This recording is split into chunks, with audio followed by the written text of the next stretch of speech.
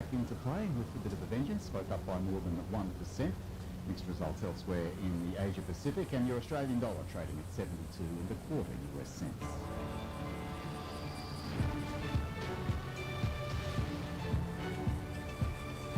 Wednesday's weather, Brisbane on 26, close to your forecast top. There's just the chance of a shower about. Showers taking a while to clear in Sydney, still a bit damp, 19 degrees. 23 in Canberra on what is a sunny day for you, and for you in Melbourne, where it's currently 20. Hobart on 18, and a partly cloudy day. Mostly sunny in Adelaide and warm too. You pretty much hit your forecast top temperature of 33 degrees. Perth, pretty close to yours as well, but that's 38. Another very hot and sunny day in the west. Darwin 32, 33 predicted, maybe a shower or storm. Stay with us, a news update is next. It's 2:30 Eastern Daylight Time, 2 o'clock in South Australia. If you're in Queensland, it's 1:30. In the Northern Territory, it's 1 o'clock. And in Western Australia, it's 11:30.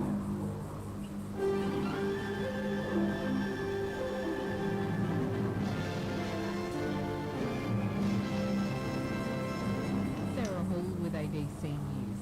The number of new COVID-19 cases is surging across Australia, with several states again posting daily records. Sam Wilkinson has the details. New South Wales has again recorded a large spike with 11,201 new cases. 3 deaths have also been reported. In Victoria, there's been 3,767 new cases since yesterday, and 5 people have lost their lives.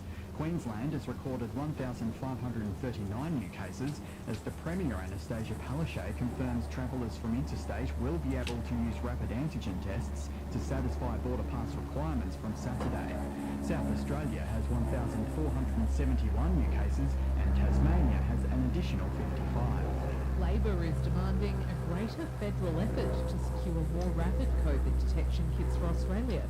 State and territory leaders will discuss the supply of rapid antigen tests during a meeting of National Cabinet with the Prime Minister tomorrow.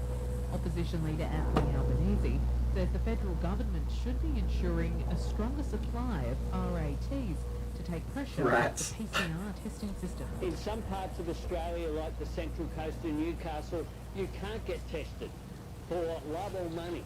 It's just not possible. It is easier to get a ticket to the AFL Grand Final than it is to get a test in some parts of Australia. Health authorities have welcomed the moves to provide Victorians with free rapid antigen tests.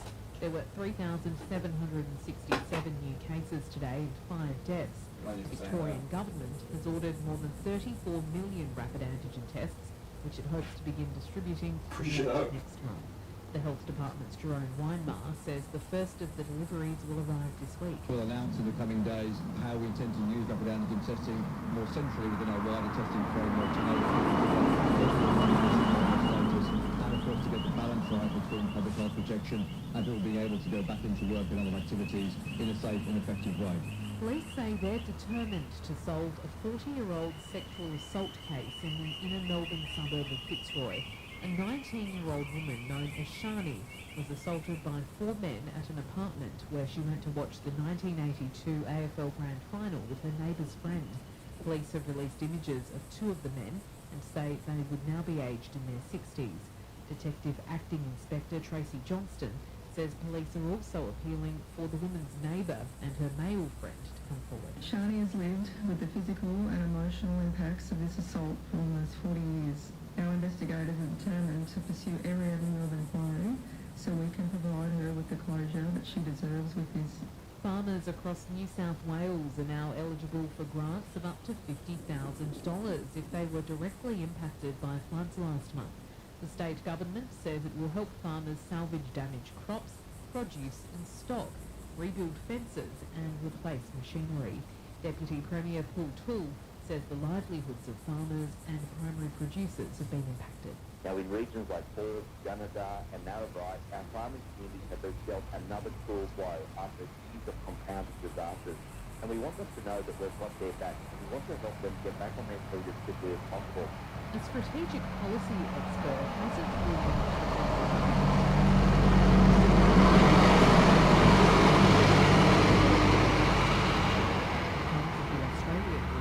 Defence Department review into the controversial 20 2015 court deal has found no national security grounds for terminating the arrangements.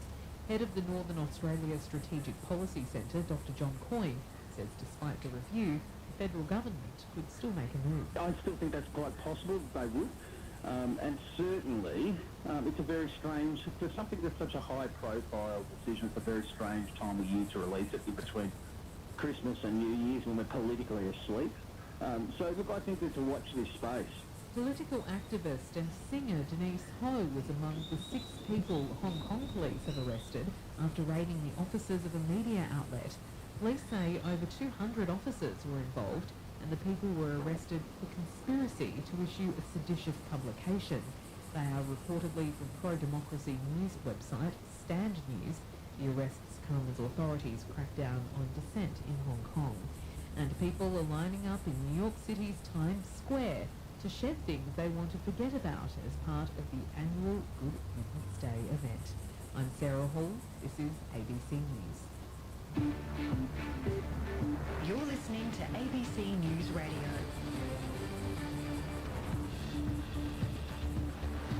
I think we've all got a few things we'd like to say good riddance to. Might join that party. Thank you, Sarah. I'm Glenn Bartholomew. It's Wednesday, the 29th of December. And coming up on the program, South Australia to limit elective surgeries as COVID cases surge and put pressure on the hospitals. We're doing this to preserve our health workforce for the important task which lies ahead with the Omicron variant. And we take a look at how the COVID pandemic impacted the share market, house prices and even Bitcoin in 2021. It's been a wild financial ride. Details coming up. Weather-wise, some showers. It should be clearing in Sydney. There's still a chance of one in Brisbane and possibly a shower or storm for you listening in Darwin. It's fine elsewhere. Another hot one in the west. South Australia has recorded 1,471 new cases of COVID-19, but the number of people in hospital there remains at 36. Premier Stephen Marshall says 4 or 5 people are in intensive care. Due to constraints on the testing system, South Australia will no longer provide pre-departure PCR tests for those travelling interstate. There were more than 22,000 tests yesterday and more than 1,500 worth of people getting tested ahead of travel to Queensland. The Premier also says elective surgeries have now been limited to Category 1 and urgent Category 2 surgeries only. So a direction is being considered at the moment. We have had a meeting with some of the private hospitals in South Australia yesterday. They understand our concern, and so that will be announced within the next 24 hours. But we're just making it clear now that we are moving to put a direction in place to limit elective surgery in South Australia down to Category 1 and urgent Category 2 elective surgery, so that those health resources that are previously dedicated to elective surgery can be focused on the very imminent likely increase in hospitalisation across our state. I'm very pleased that we moved very proactively on the 26th to limit the number of people at home gatherings down to 10 for New Year's Eve. I know that this was pretty tough on many people that had organised events for New Year's Eve, but I know that Omicron is moving too quickly. We've got to slow it down, and in South Australia we're on the front foot. We've always been on the front foot in South Australia. That's why we've had the fewest days of lockdown of any state in Australia, and we've had very good results, and I expect that to continue to occur into the future. But we've got to move quickly now to reduce mobility. That means New Year's Eve. That means working from home. That means making sure that you're using that QR code check-in everywhere that you go. And really, just think about every single person that you come into contact with going forward is likely to be a casual contact in some way, shape or form over the next month. So please make sure you're wearing that mask, make sure you're physically distancing, make sure that you are observing good personal hygiene and social distancing, and we'll be able to get through this together. Look, we're just not in a position to do pre-departure testing for Queensland going forward. We're very keen to see Queensland change their arrangements with regards to this.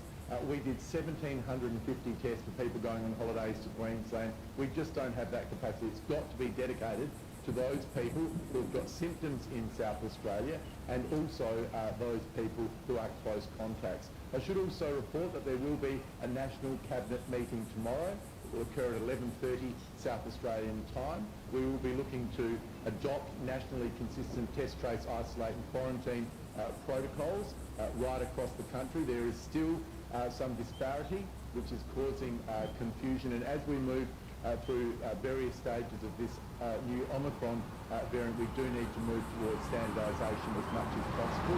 We're also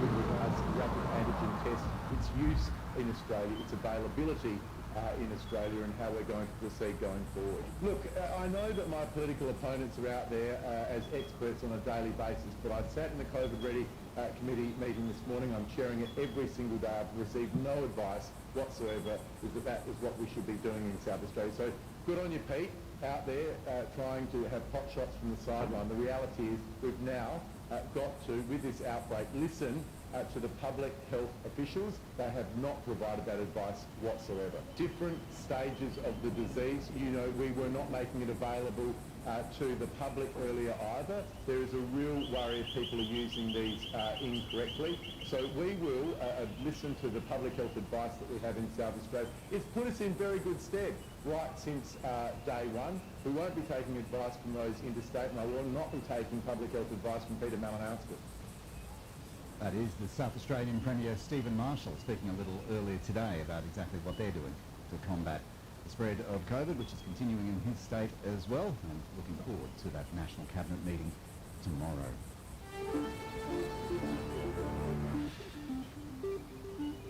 Well, the Australian share market is up today after enjoying a bit of a Christmas break. It's a bit of a belated Santa rally underway as well.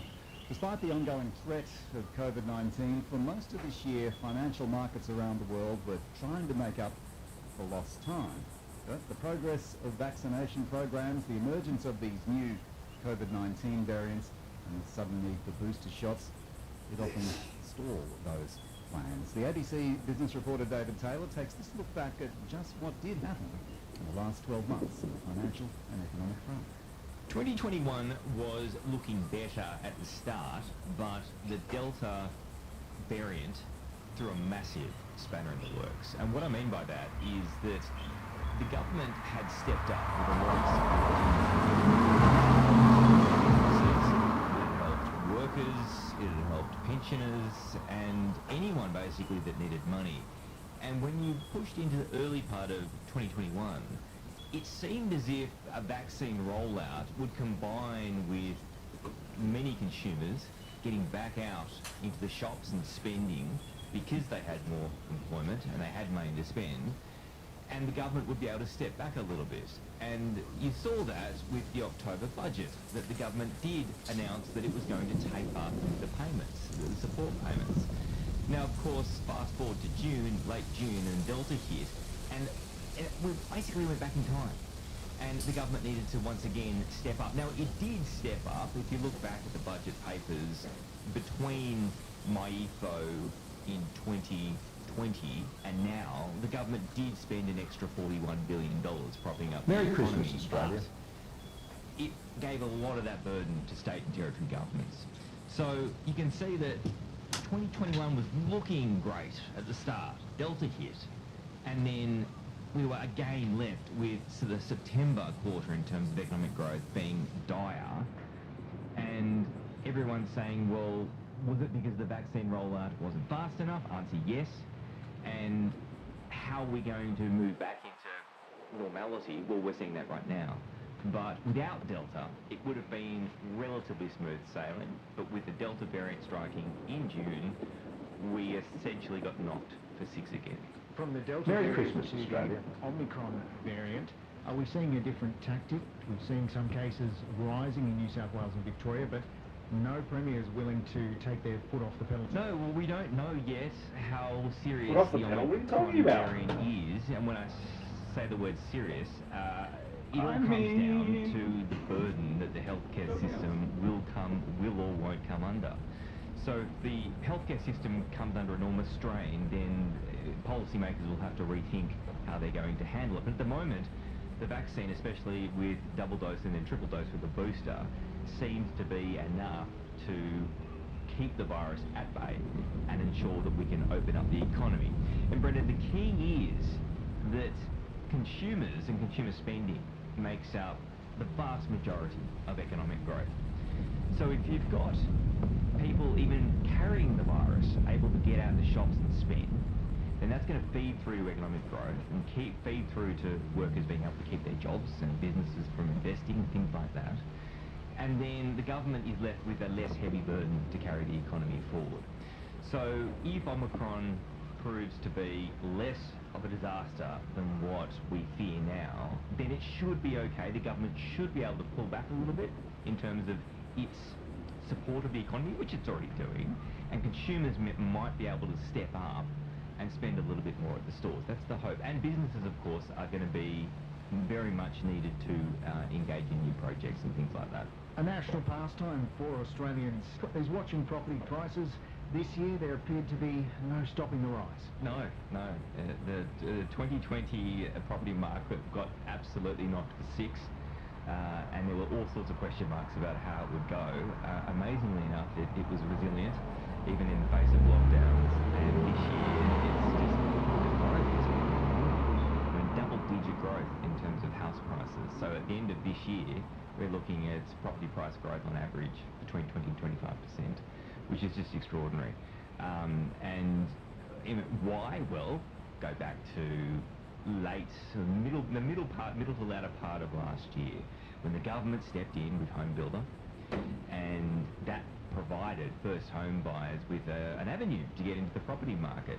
Also had record low interest rates, and I guess investors willing to step up and gamble that the property market was going to be okay, and that essentially turned things around. So 2021 has been a great year for the property market. Great year if you've been in property, maybe not if you've been trying to break into it. As you mentioned there, the low interest rates playing a huge part. How much longer can they stay this low? Well, I mean, that question gets pushed around a little bit at the moment, and I always cringe a little bit when I hear it, because fixed rates now are, on average, across the big four banks, well up on what they were at the height of the crisis. You've got all four big banks pushing fixed rates up, equivalent to 3 or 4 or 5 Reserve Bank interest rate hikes. So there is a real question about just how low interest rates are at the moment. The Reserve Bank has its official cash rate target at 0.1%. So that's a record low. That's fine. And the Reserve Bank is not expected to raise the official cash rate target until 2024, 2023 at the earliest. But if you look at the cost of having a mortgage for mortgagors, it is already rising. And depending on how inflation plays out, we can talk about that a little later, but depending on how much of a threat inflation is, the rise in the general level of prices over the next 3 to 6 months, we'll see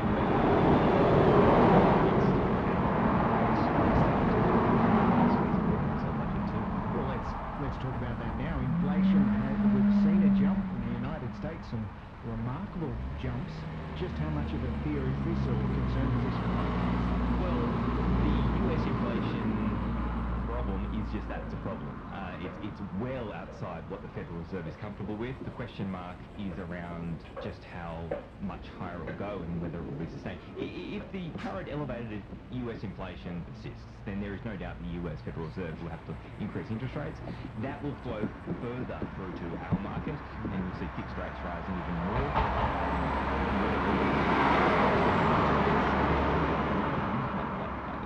Predominantly by rising costs of offshore funding, i.e. the US.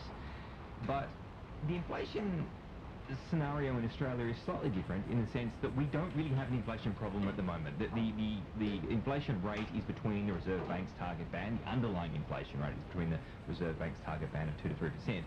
But a recent survey by Westpac and the Australian Chamber of Commerce and Industry pointed to the fact at least a third to a quarter, or a quarter to a third, I should say, of all businesses have experienced significant cost increases in terms of their cost of production, which they're pushing through to customers in terms of higher prices, and that's expected to continue for the next 3 months. So whilst we don't have an inflation problem now, the evidence suggests that inflation in Australia is starting to rise, and that we may not need an increase in wages across the board in order to get that big elevated boost in inflation that would lead to higher interest rates.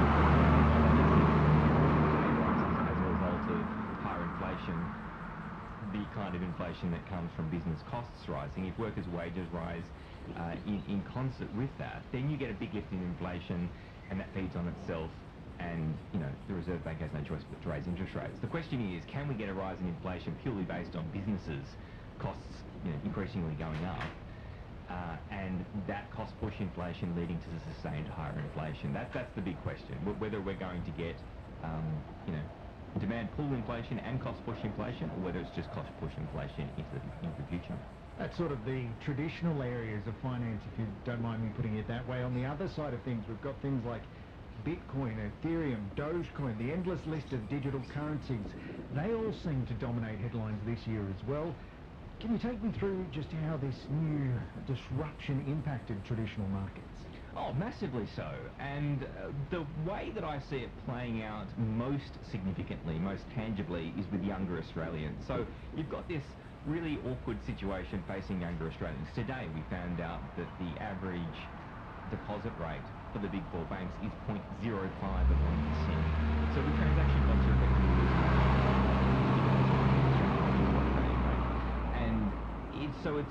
and we talked about property prices. Property prices are unaffordable for the majority of younger Australians, unless you've got the bank of mum and dad. So where are they going to save? Where are they going to supercharge their savings or investments in order to save up for a deposit? Well, a lot of younger Australians are turning to cryptocurrencies and alternative investments.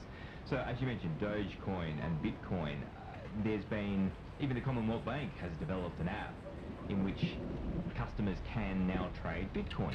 So it's moving more into the mainstream, but Treasurer Frydenberg stepped up last month and basically said, look, we're uncomfortable with the volatility and the amount of regulation in the market and how exposed, especially younger Australians, are to cryptocurrency and crypto trading, that we're going to look at this properly. We're going to create a framework that's safer for them to do it, and we're also going to make sure that there's regulation to make sure fewer people as possible get into trouble by it.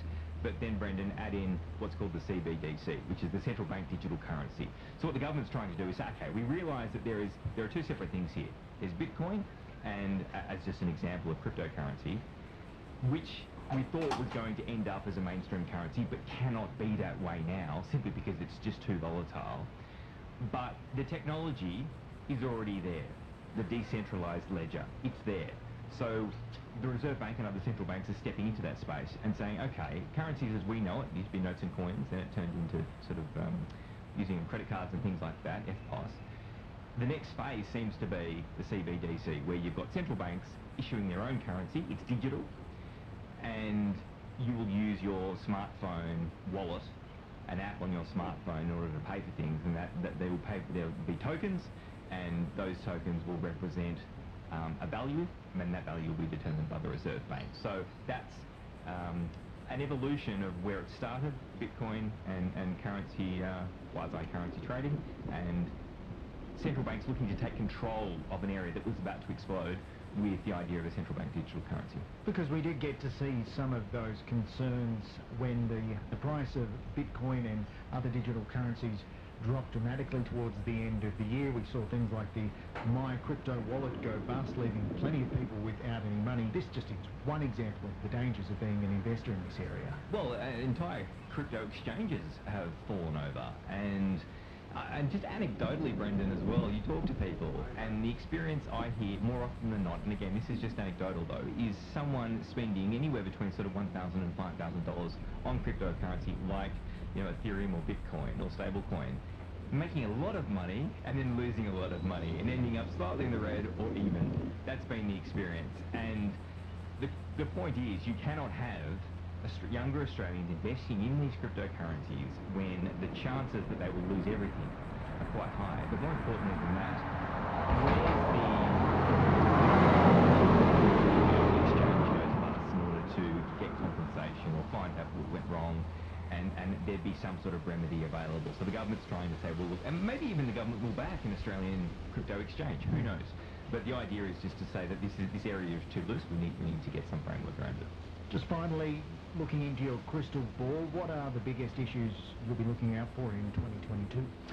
Look, I think that the two biggest issues are, one, inflation, whether that will take off or not. If it does, then Reserve Banks, central banks are already behind the eight ball, and we call it the inflation genie being out of the bottle. Once it's out and once it's growing, it's almost impossible to contain. So if inflation keeps rising, whether that's because people continue to use their savings to spend at the stores, or, as we talked about before, business costs keep rising and they pass that on to consumers. If inflation keeps rising, then interest rates will have to speed up rapidly in terms of their hikes from the Reserve Bank, and commercial banks doing that independently has the potential to cripple the property market and cause a lot of job losses in the process. And when you've got higher inflation, higher interest rates, and a lack of economic growth, you're in trouble.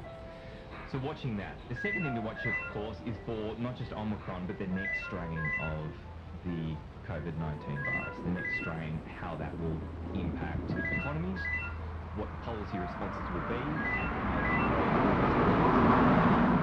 and confidence for businesses. We need businesses to spend more in 2022. I'm already stuck in the past. In order for the economy to lift forward and regenerate itself. Sustainable economic growth, Brendan, that is the holy grail. And to get that, we need businesses to invest, which creates jobs, higher pay, and consumers can then do the rest. That's ABC business reporter David Taylor looking back at the last 12 months in finance and economics, and speaking there to ABC News Radio's Brendan Aaron. And the Australian share market having a pretty good day today. We'll take a close look at the numbers in a moment. Weather as well before your next news update. But a sport update first of all. Let's get more from the Australian cricket team, courtesy of Andre Leslie. Thanks, Glenn. Australian opener David Warner says his side still has plenty to prove, despite securing the Ashes earned with yesterday's victory over England in Melbourne. The 35-year-old is approaching the end of his career and averages more than 48 in Test cricket. Warner says there's more to achieve and he may still tour England in 2023. Still haven't beaten India in India. That would be nice to do. And obviously, England away, we had obviously a drawn series, but hopefully if I manage to get that chance and opportunity, I might think about going back. Sydney Thunder's cricketers have risen to fourth on the BBL cricket ladder after beating league leaders Perth by 34 runs in Canberra. Sam Billings smashed 67 runs off 35 balls to push the Thunder's tally to 2. Only 166 in reply. Billings has told broadcaster Fox Sports the side performed on both sides of the ball. It was a really good team performance tonight. That's kind of the cricket that we can play in against a very, very good team. Let's go to English soccer, and Liverpool has missed a chance to close the gap to Manchester City at the top of the Premier League after a 1-0 loss away to Leicester. The Reds' Mo Salah had a first-half penalty saved by Kasper Schmeichel before the home side grabbed the winner in the 59th minute through Ademola Lookman. Liverpool is in second place on the EPL ladder, 6 points behind Manchester City. Meanwhile, this week's Premier League game between Everton and Newcastle United has been postponed because of coronavirus cases and injuries in the Magpies camp. Newcastle asked for the game to be called off after a number of players and staff tested positive on top of injuries to several players. Callum Wilson and Alain Saint-Maximin were both injured during Newcastle's draw with Manchester United. It means 16 English top flight games have now been postponed. Decided in the early hours of this morning today, but the overall handicap winner is yet to be decided. Alexandra Humphreys has the details. Blackjack secured Line Honour's victory at about 1:30 this morning, followed by fellow Supermax's Law Connect and then SHK Scallywag after 4 a.m. The next yachts aren't due in until this evening, with 4 currently sailing past the Tasman Peninsula. The standings for the overall handicap leader have been changing throughout this morning, and it could be days before it's decided. The starting fleet of 88 yachts that left Sydney on Boxing Day has been reduced by difficult conditions, with just 49 still racing. And in tennis, Austrian world number 15 Dominic Thiem has pulled out of January's Australian Open with a long-standing wrist injury. 28-year-old former world number 3 has not played since he sustained the injury at June's Mallorca Open. The issue meant Thiem after reaching the Australian Open final. The Melbourne Park tournament begins on the 17th of January and will feature Britain's Andy Murray, who has been given a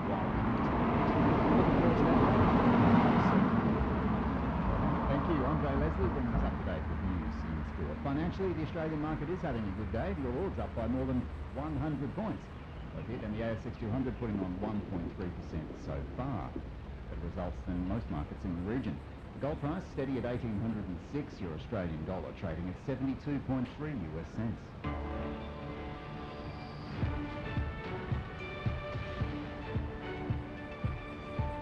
To the weather, Brisbane on 25 with the chance of a shower around. Still a few showers about. They should clear in Sydney, 19 degrees now. Canberra on 24, it's a sunny day in the capital, as it is in the Victorian one. Melbourne, sunny and 21 at the moment. 18 in Hobart, just a bit cloudy. Adelaide, mostly sunny. You've largely hit your 33-degree maximum, and Perth getting close to hitting yours. It's sitting on 37 now. Another very hot one for you. 31 in Darwin, 33 was forecast, and maybe a shower or storm around today. Today is Wednesday, the 29th of December. Coming up to news time, 3 o'clock Eastern Daylight Time. 2:30 for you in Adelaide, and in Brisbane it's 2 o'clock. 1:30 if you're in Darwin, and if you're in Perth or right across WA, it's midday Eastern.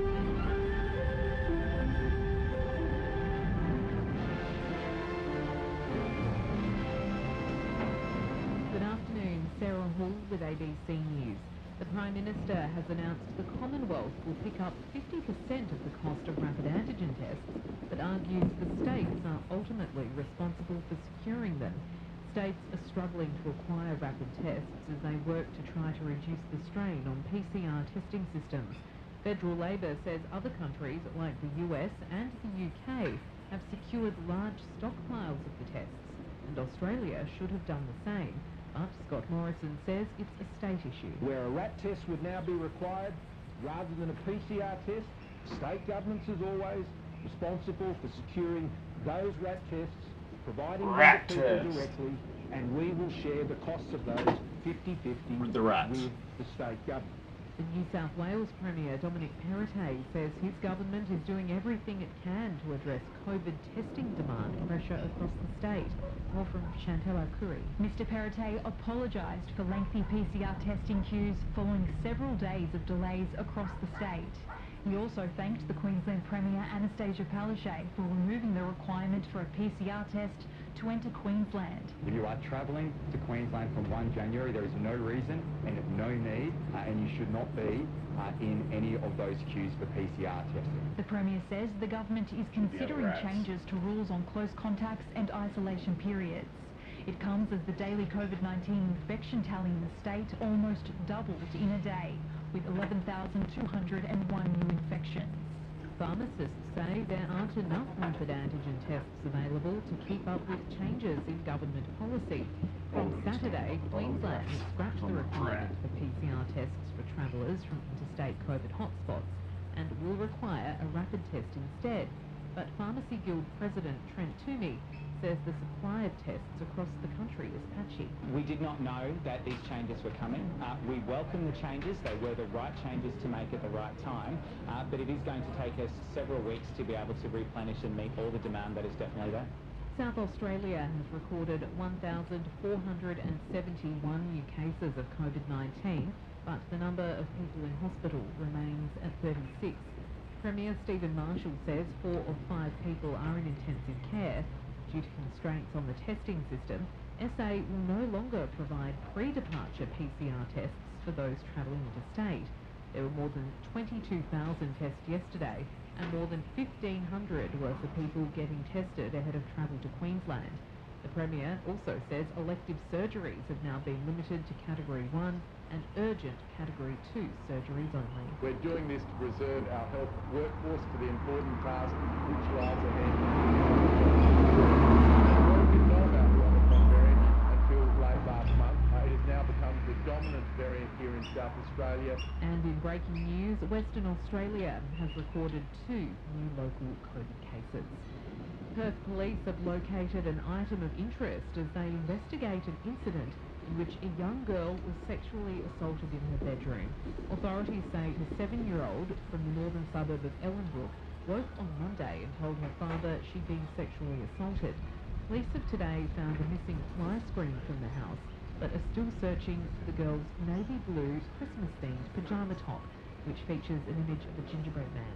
Detective Inspector Hamish McKenzie has told Radio 60R inquiries are underway across Perth. We're working through the reportable sex offenders that reside not only in that area but throughout the metropolitan area. So we're keeping an open mind, but of course, they become forefront in our mind given their previous history for offences of sexual nature.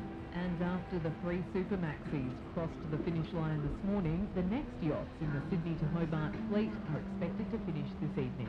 The latest from Laura Beavis. Blackjack claimed line honours about 1:30 this morning. Law Connect arrived in Hobart about 4 o'clock with SHK Scallywag close behind. Stefan Racing has rounded the Tasman Peninsula and is on track to reach Hobart about 6:30, followed by Whisper. In the new two-handed division, Tasmanian yacht Sidewinder has maintained its lead and has just reached Tasmania's east coast. Wonderland has retired with equipment issues and is headed to Bermagui. 37 yachts have retired so far, mostly after rough weather on the first night of the race. I'm Sarah Hall and you're up to date with the very latest from ABC News. You're listening to ABC News Radio. And coming up, calls for calm as New South Wales records over 11,000 new COVID cases today. I don't think cases have truly jumped, almost doubled in a day. I think that the spread had, the cases had been there, they're just now being identified. And how will our hospitals cope as the number of people in intensive care also increases? And communities in New South Wales still recovering 2 years after those deadly bushfires. Different sort of weather this year. Some showers about in Sydney. There should be clearing. Maybe a shower still around Brisbane and showers and a storm in Darwin. The heat is in the west where Perth is again heading to 38 degrees. Hi, I'm Glenn Bartholomew. Well, COVID cases are surging across the country today as the true extent of the spread over the Christmas weekend is gradually revealed. The number of recorded infections doubled in New South Wales, sitting at 11,000 today. Victoria also saw a big jump to more than 3,700. The peak is some way off yet, and public health experts say the COVID testing systems really need to be rectified to ensure there isn't a further unnecessary spread of the virus. Catherine Gregory has more. Most states are smashing records today, and not in the good way. COVID infections have basically doubled in New South Wales in the past 24 hours to more than 11,200. But health experts say that jump isn't a true representation of what's been going on. I don't think that this is true in that I don't think cases have truly jumped, almost doubled in a day. I think that the spread had, the cases had been there, they're just now being identified. Clinical epidemiologist Nancy Baxter from Melbourne University says there's a range of factors behind this. I'm sure that at least part of this is related to Christmas, either people, hesitating to get tested before Christmas, so Christmas wasn't ruined. Also the delay in testing that happened over the Christmas holiday.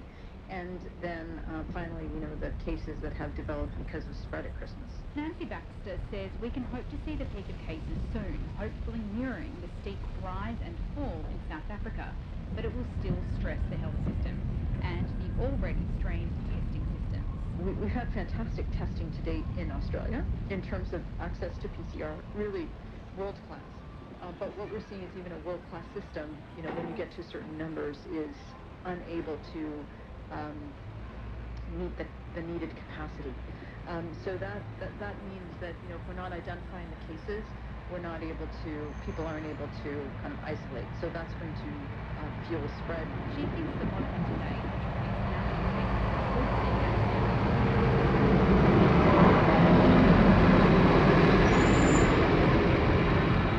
when you have this number of cases, your ability to test, trace, quarantine, and isolate is really limited in terms of the public health response. And you've seen that in New South Wales, where basically they are not able to keep up, and they're just limiting test, trace, quarantine, and isolate to the very highest risk settings. The question is, why has it been so hard to get a PCR test and a timely result, given the same number of tests were being done during the peak of the Delta outbreak in New South Wales? Part of the reason has been a requirement to have negative PCR tests before travelling interstate, although jurisdictions are now scrapping that, including Queensland.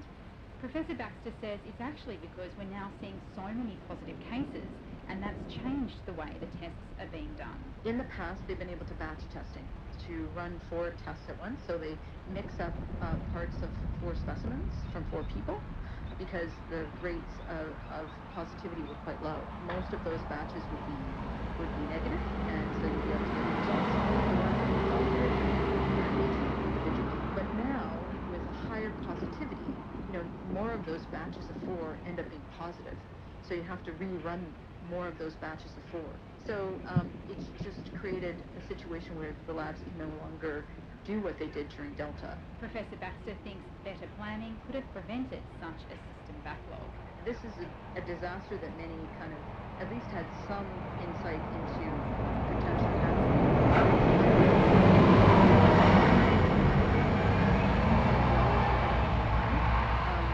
But some leaders have not planned for. Well, I think the chickens are coming home to roost, right? And as we're all encouraged to move to use rapid antigen tests, it'll be even harder to know the true spread. That's why people like Nancy Baxter suggest we have a system where people can record the results of those tests to the public health bodies, like in the UK. Jane Holton is the chair of the Coalition for Epidemic Preparedness and Innovations. I think the UK's taken a very good approach to the use of rapid antigen testing. They've made them widely available and they have made them free to the public. It is wise to ask people to record the results of those rapid antigen tests. Now, of course, that will be on an honesty basis. I think the public are pretty good like this. They don't want to infect their family members. They don't want to take them into a workplace. She also thinks reducing the isolation requirements for those who have COVID but aren't hospitalised.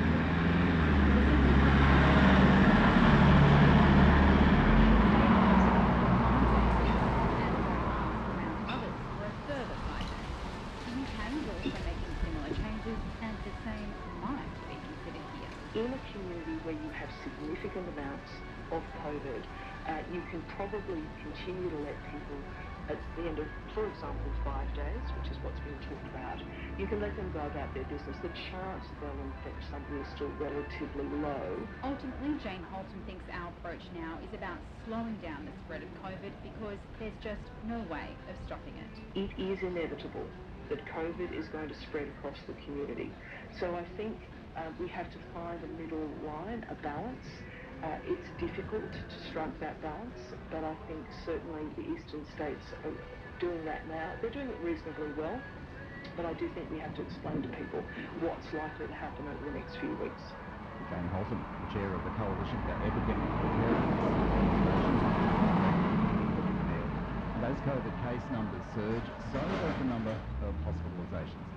In New South Wales, the number of people in hospital has risen to 625, up from 557 in the previous reporting period, and 61 people in intensive care. There are 397 people in hospital in Victoria with active COVID infections, 62 of them are in intensive care. While South Australian hospitalisations are also growing sharply, with a 50% increase recorded yesterday. Up until now, people have been saying, listen, we don't think hospitalisations are reaching a concerning level. Let's see if that news has changed. Dr. Mark Nichols is a Sydney-based ICU doctor who's the president of the Australian and New Zealand Intensive Care Society. And Merry Christmas, Doctor, Australia. thanks for your time. My pleasure, David. Thanks for having me. How concerned are you with the number of people in intensive care right now? At this stage, I'm not concerned. I don't think we'd be concerned at these numbers, but I must say we'll see what happens into the future. We've got some uncertainty, of course, as everybody does, with what the Omicron variant does mean to the hospitals and the intensive care.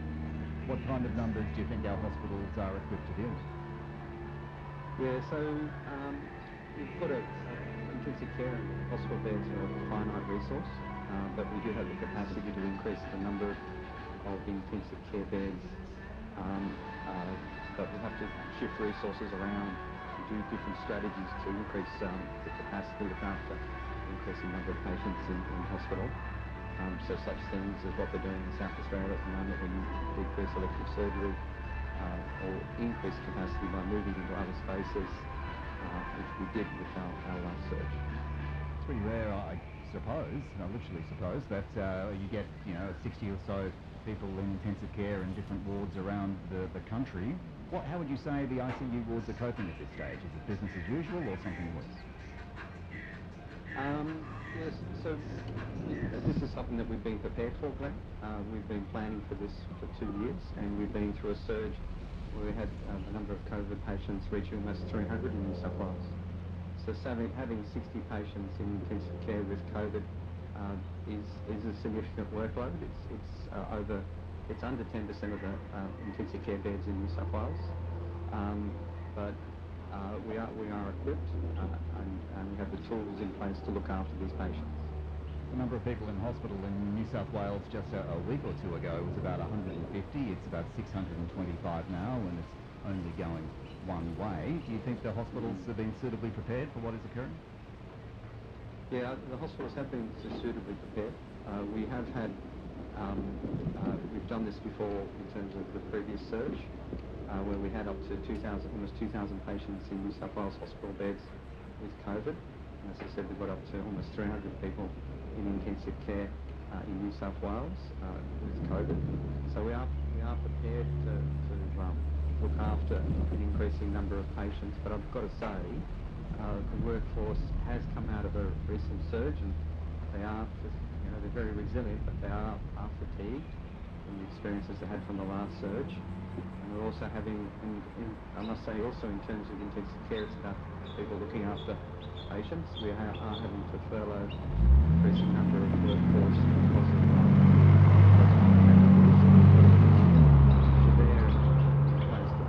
patients from COVID. Despite that, you still have the staffing resources required? At this stage, we do. You heard in that last report that we probably haven't seen the peak yet, that it might get worse before it gets better in the weeks to come. Do you think that is going to make a difference? Look, I've got to say, I think we've all got uncertainty over the Omicron variant. It is less virulent, so that means it does seem to cause less hospitalisations and less ICU admissions. And we do have a highly vaccinated population in New South Wales, but again, this variant does cause a lot of breakthrough infections. And if you have if you have a less virulent organism and increasing case numbers, like significantly increasing case numbers in the community, they could move to the point where we have strain on healthcare system and move back to looking at same sort of ICU numbers and hospitalisation numbers. But I'm only speculating, to tell you the truth, Glenn. It's very difficult to say at this stage what's going to happen. It's been a difficult couple of years all round for the health system. What are the lessons that have been learned here as we head into the new year? Look, I think we've learned many lessons. I must say the hospital system, the intensive care system, has been extremely resilient with dealing with COVID.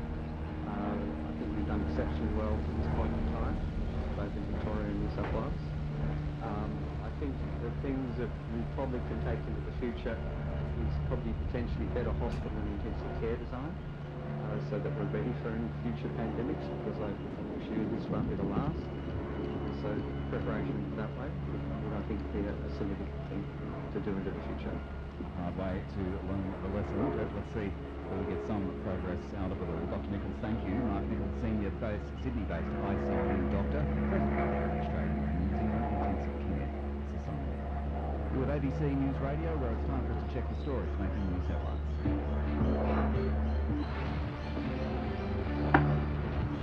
And making news this hour, Western Australia has recorded 2 new local COVID cases. We'll hear from the Premier later in the program. Meanwhile, the Prime Minister will snap a National Cabinet meeting for tomorrow to discuss the high coronavirus case numbers, the huge queues for PCR tests, and to find a new definition of close COVID contacts.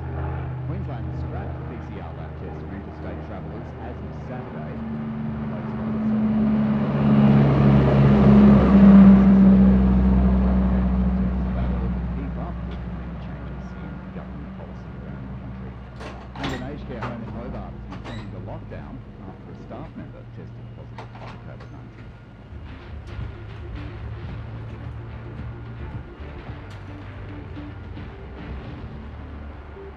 To other news, and Russia's Supreme Court has ordered the closure of International Memorial. Now, that's Russia's oldest human rights group. Memorial worked to recover the memory of the millions of innocent people executed, imprisoned or persecuted in the Soviet era. It's been formally liquidated for failing to mark a number of social media posts with its official status as a foreign agent. That designation was given to it in 2016 for receiving funding from abroad. Steve Rosenberg's the BBC's Moscow correspondent and has more on the significance of this judgment. Merry Christmas, Not a Australia. surprise, but hugely symbolic, because when Memorial was created back in 1989, it was a symbol of the Soviet Union opening up, starting to embrace democracy, and of a country, a superpower, starting to face up to a terrifying past. I mean, when you think that 20 million Soviet citizens passed through the prison camps of the Gulag, and in the late 80s the country started to talk about this, and you got Memorial, which dedicated itself to keeping alive the memory of the victims of Stalin's terror and also cataloguing the perpetrators of that. The closing down of Memorial today is also a symbol, but a very different kind of a symbol of how civil society is under attack in Russia, but also a symbol of how the past in Russia is being reshaped, reconfigured, rewritten. What Memorial has been doing for 30 years is shining a light on one of the darkest chapters of Soviet history, Stalin's terror. But the point is that Vladimir Putin's Russia doesn't really want dark chapters. It's focusing on triumphs of the past, the glorious episodes of Russian history, like the victory in World War II. And I think that what has happened to Memorial is, to a large extent, the result of how modern Russia, those in power in Russia today, want the country, want people to focus on the positive moments of history and not the terrifying ones. The BBC's Steve Rosenberg. Back home, it's been 2 years since devastating bushfires wiped out whole communities in New South Wales. Many are still counting the cost, but there are warnings that those who weren't directly affected have forgotten the dangers and aren't prepared this summer. Grass fires are expected to be the biggest threat, with authorities warning domestic travellers to be on alert. Here's Stephanie Smail. They were the worst fires on record in New South Wales, with an unprecedented cost. 26 people were killed in the Black Summer blazes of 2019 and 2020, with nearly 2,500 homes destroyed and more than 5 million hectares of land burnt. Many are still recovering, including the fire crews who fought the devastating blazes. Peter McKechnie is the Deputy Commissioner of the New South Wales Rural Fire Service. I think it's still very, very raw. There's still a lot of challenges for those people in recovery, and we see the same with our members. The Deputy Commissioner says for some, the Black Summer fires will never be forgotten, but he's worried the dangers of bushfires might not be front of mind for everyone. As time passes, it is easy for people to, I suppose, lose the same focus on preparing and ensuring that they're better prepared next time. I think for people that weren't directly affected, it probably is easier for them to underestimate just how quick things can change. Heavy rain and flooding across eastern Australia have pushed the danger of bushfires off the agenda for many. But Peter McKechnie says the threat remains very real, and it's grass fires that are now the focus of firefighters. It only takes, a week of dry, warm weather, and we are now in summer, and that grass can quickly dry out, and those fires can start very easily. Dr. Richard Thornton from Natural Hazards Research Australia says people often underestimate the threat fast-moving grass fires can pose. Some of our biggest fatality events have been grass fires in the past, where large numbers of people have been caught out on a road with a wind change and the fires overrun. So it's really important that although they're not as big and scary, if you like, as a big forest fire, but grass fires are equally as dangerous. He says with more people on the move domestically this summer, there's a greater risk of grass fires trapping unsuspecting travellers. It's really important as a tourist that you understand the risk of where you're going, understand how grass fires can move really quickly, for example, catch people in cars. For those staying home this summer, Dr. Thornton says being prepared for fire is also crucial. He says research shows most Australians in risk areas are aware of the potential threat to their own home, but they still don't have plans in place to deal with the worst if it happens. How long is it going to take you to pack the car? How long is it going to take you to find all the bits and pieces you said that you needed to take with you? Because if you're in a panic situation because the fire is going to be on you in a short period of time, running around trying to find that last backup disc or whatever it may be, could be the difference between you getting away from your property and being stuck there. Deputy Commissioner Peter McKechnie agrees. But it's also knowing what is the local radio station. You know, how am I going to use other methods to stay informed? And being aware of what the fire dangers are, what the weather is as a whole, but particularly what the fire danger ratings are for the area. Merry Christmas, He says Australia. wherever you are this summer, it's important to stay alert. Stephanie Smale reporting for us there. Reporting for us at the sport desk is Andre Leslie, and there's still some boats on the water, Andre. That's right, Glenn. Let's start with sailing, and after the 3 Super Maxis crossed the finish line this morning, the next yachts in the Sydney to Hobart fleet are expected to finish this evening. Laura Beavis has the details. Blackjack claimed line honours about 1:30 this morning. Law Connect arrived in Hobart about 4 o'clock with SHK Scallywag close behind. Stefan Racing has rounded the Tasman Peninsula and is on track to reach Hobart about 6:30, followed by Whisper. In the new two-handed division, Tasmanian yacht Sidewinder has maintained its lead and has just reached Tasmania's east coast. Wonderland has retired with equipment issues and is headed to Bermagui. 37 yachts have retired so far, mostly after rough weather on the first night of the race.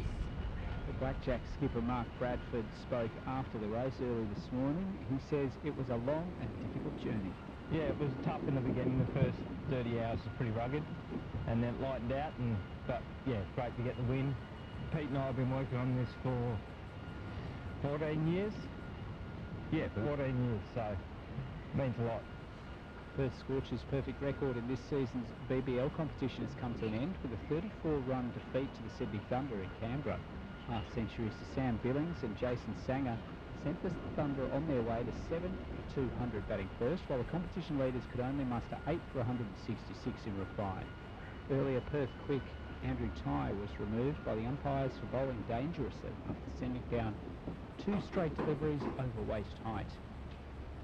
In Test cricket, Australian cricketer David Warner says top players are not guaranteed their spots for upcoming tours despite the team's success in the Ashes. The side clinched the urn in Melbourne yesterday with its 3rd victory in a row, and after the final 2 tests will travel to Pakistan and Sri Lanka in 2022. Warner says he expects changes to the team.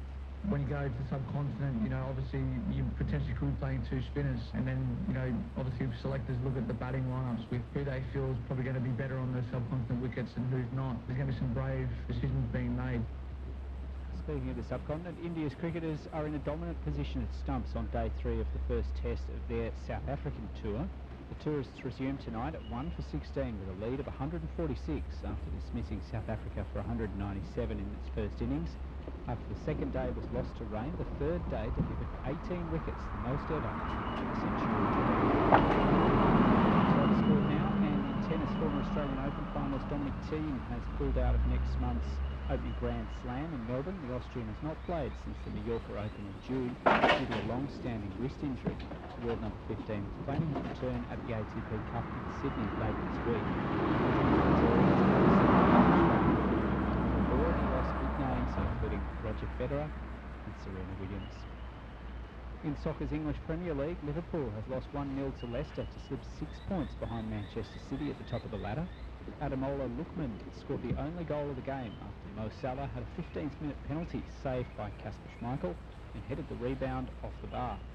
Reds manager Jurgen Klopp said his team was forced to pay for other missed chances too. Tonight I didn't like a lot in our football game, to be honest, and that's not cool. That's not why we do it. So we have to do better, and we have a few days to talk it through, think it through, improve, and go again. Elsewhere in the Premier League, Tottenham drew 1-1 with Southampton. West Ham beat Watford 4-1, and Crystal Palace defeated Norwich 3-0. And sad news in the world of NFL today, with legendary American football coach and commentator John Madden dying at the age of 85. The league said he passed away unexpectedly and did not give a cause. Madden led the then Oakland Raiders to their first Super Bowl victory in 1977 and became a hugely popular television analyst after retiring from coaching. Then he also became the face of Madden NFL Football, one of the most popular video games ever. So I've been hearing. Thanks a lot. That's Andre Leslie with sport. Financially, the Australian market's still up by about 1.2% as we head into the last 30 minutes of trade. The Aussie dollar at 72.3 US cents.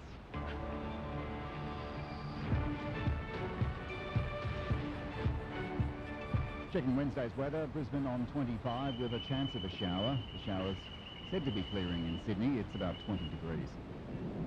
Canberra's almost hit its top temperature. It's on 24 on what's a sunny Wednesday. Sunny also in Wednesday, in Melbourne even this Wednesday. Heading to 24 as well. It's 22 now. 18 in Hobart, partly cloudy. 33 in Adelaide is as high as it's supposed to go. It's mostly sunny for you. And hot and sunny in Perth. You've made it to that top of 38 degrees. Darwin close to your maximum of 33. It's got a chance of a shower or storm around today. No surprise. 3:30 Eastern Daylight Time and 3 o'clock in South Australia, Queensland, 2:30 now. 2 o'clock in the Northern Territory, and if you're listening in Western Australia, it's 12:30, and that on ABC News Radio. It's news time now.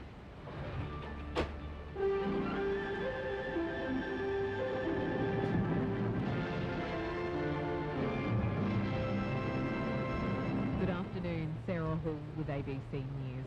The West Australian Premier says the state has recorded 2 new cases of COVID-19 overnight. One is a close contact of the French backpacker who was at the centre of WA's latest coronavirus outbreak. The other is a member of Perth's backpacker community, but did not attend the same event at the mess hall night spot as the other cases. Mark McGowan says a large number of close contacts have since tested negative. Our contact tracers have now identified 704 close contacts of the backpackers. Of these, 92% have tested negative. 54 are still to be tested. Of these, 44 were at the mess hall event. The federal opposition has accused the Prime Minister of failing to provide national leadership on the use of rapid antigen COVID tests. States are struggling to secure supplies of the rapid tests as they work to try to reduce the strain on PCR testing systems. Shadow Health Minister Mark Butler says other countries like the US and the UK have secured large stockpiles of the tests, and Australia should have done the same. Scott Morrison can't continue to pretend this is all someone else's responsibility. How on earth can he not think that this is his job? Scott Morrison has gone absolutely missing just when his country needs him to do his job. Meanwhile, the nation's leaders will discuss a new definition for COVID-19 close contacts tomorrow as they seek to ease pressure on health systems and testing facilities around the nation. Prime Minister Scott Morrison has called a snap National Cabinet meeting for Thursday to deal with issues arising from the highly transmissible Omicron COVID-19 variant. South Australia has recorded 1,471 new cases of COVID-19 and elective surgeries have been scrapped. The details from Olivia Mason. There are now more than 6,000 active cases in South Australia. The number of people in hospital remains at 36, with at least 4 people in intensive care. The Premier, Stephen Marshall, is calling on people to work from home wherever possible, and elective surgeries in the state have been limited to Category 1 and urgent Category 2. South Australia will no longer provide pre-departure PCR tests for any states going forward. The Premier says it's very likely frontline healthcare workers and those working with vulnerable people, such as in aged care and disability settings, will soon be required to have a mandatory booster shot. The ACT has recorded 138 new COVID-19 cases. There are 4 people in hospital with none in intensive care. It brings the total number of active cases to 1,028. The ACT Health Minister, Rachel Stephen-Smith, is urging anyone with symptoms to get tested. So we're obviously continuing to see an increase in case numbers. While today's numbers are lower than yesterday, I expect we'll continue to see an overall upward trend of cases, as we're seeing in other jurisdictions as well. A Melbourne woman who was sexually assaulted 4 decades ago says she wants to see her attackers brought to justice. The then 19-year-old, known as Shani, was assaulted by 4 men at a Fitzroy apartment where she went to watch the 1982 VFL Grand Final. Police have released images of 2 of the men and are appealing for anyone with information about the attack to come forward. Shani says she is still traumatised by the assault and wants closure. They're disgusting. I've never forgotten anything. They're nightmares. I don't know who I am. I'm sick of being crazy. There's been widespread criticism of the decision by Russia's Supreme Court to close the country's most prominent rights organisation, Memorial International. The US State Department has urged the Russian government to end what it calls the harassment of independent voices and human rights defenders. The group was set up more than 30 years ago to document abuses committed under communist rule in the Soviet Union. The president of the Centre for Victims of Torture, Simon Adams, says the move isn't unexpected. The writing was on the wall because this ruling is not just about rewriting the past, actually. It's also about choking, strangling, banning one of the last independent human rights voices in Russia. And, although a court made the ruling, the real decision is very much one that's coming from Vladimir Putin. And Australian actor Hugh Jackman says he's suffering from mild symptoms after testing positive for COVID-19 in the US. Mr. Jackman has been starring in the Broadway show The Music Man in New York City, and performances have been cancelled through to January the 1st. I'm Sarah Hall, and for more news at any time, you can head to our website or the ABC Listen app. You're listening to ABC News Radio. Good afternoon, Glenn Bartholomew with you this Wednesday, the 29th of December. Elective surgeries have been scrapped in South Australia as COVID cases rise. Details of that on the way. New Year's Eve celebrations still on track in Sydney despite rising case numbers. And fire, floods and volcanoes. We look at some of the biggest climate change stories of 2021. The weather here at home, showers clearing in Sydney, still a chance of 1 or 2 in Brisbane, and maybe a shower or storm in Darwin.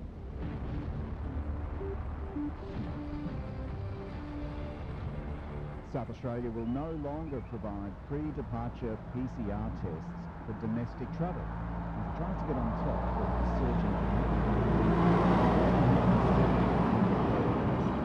today, but the number of people in hospital remains stable. Here's reporter Charles Bryce. 1,471 people, that's about a 50% increase on yesterday's test. There are 36 people still in hospital. There were 22,000 tests in the past 24 hours. 1,500 of them were for those pre-departure tests. We did hear from Premier Stephen Marshall a short time ago. He has said that South Australia will no longer be providing those departure tests. He said that it is overwhelming the pathology labs here in SA and the SA health system. So he said that with the Omicron variant really changing the goalposts, he said that South Australia really needs to shift with it. Here's what he had to say. It's highly transmissible. The severity of the symptoms are lower, but if we have everybody hitting the health system at exactly the same time, it will overwhelm our health system in Australia, and that's why we're on the front foot in South Australia. We've got change conditions, and so our plan has to change. It will soon be mandatory for those frontline healthcare workers and for those people who are also working with volunteers from the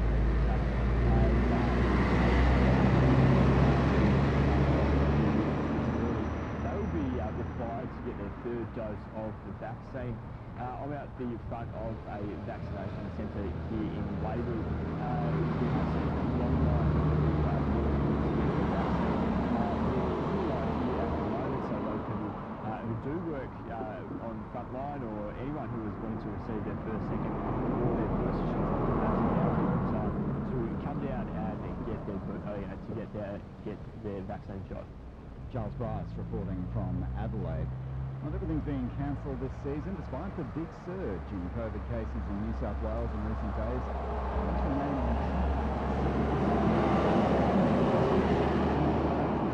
Expected to flock to the city for the 9 p.m. and midnight fireworks events. But hospitality venues are reporting some mass cancellations due to COVID fears.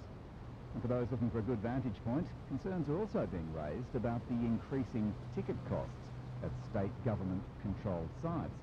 More than a dozen of the most popular spots to watch the fireworks from in Sydney are now subject to paid ticketing by the New South Wales government, and that has some people asking why that is so. Linda Scott is a Sydney City Councillor and President of the Australian Local Government Association. Linda Scott, good afternoon. Great to be with you. Crowds are still being encouraged to head out in Sydney on New Year's Eve, despite these surging COVID cases. What kind of numbers might be expected at public parks and the waterfront sites? Do you think the numbers will be down? Certainly it is understandable given the number of cases of COVID in Sydney at the moment and what is likely an underrepresentation in the official figures of the numbers, that people are thinking twice about going out and celebrating Sydney New Year's Eve in the open spaces.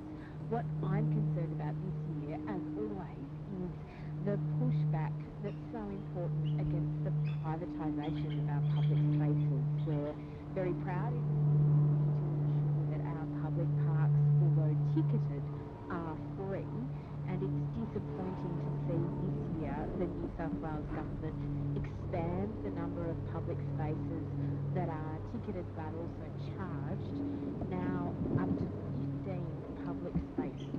So this has just been growing since it was introduced, back in 2011 in just a couple of locations, but it seems to be a bit of a mission or revenue creep going on.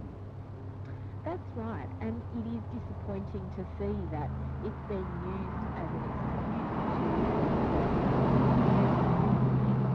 that we could have a New Year's Eve in Sydney that's fun and fair and COVID safe.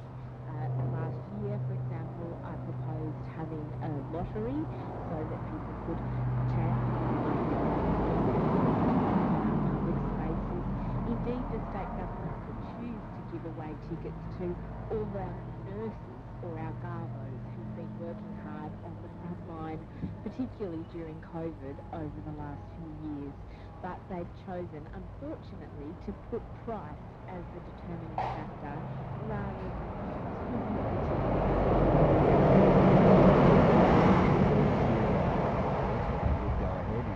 pick up the tab. So who's paying for what this time? Have people effectively already paid for this as part of paying their rates to local councils, or is it a state government thing?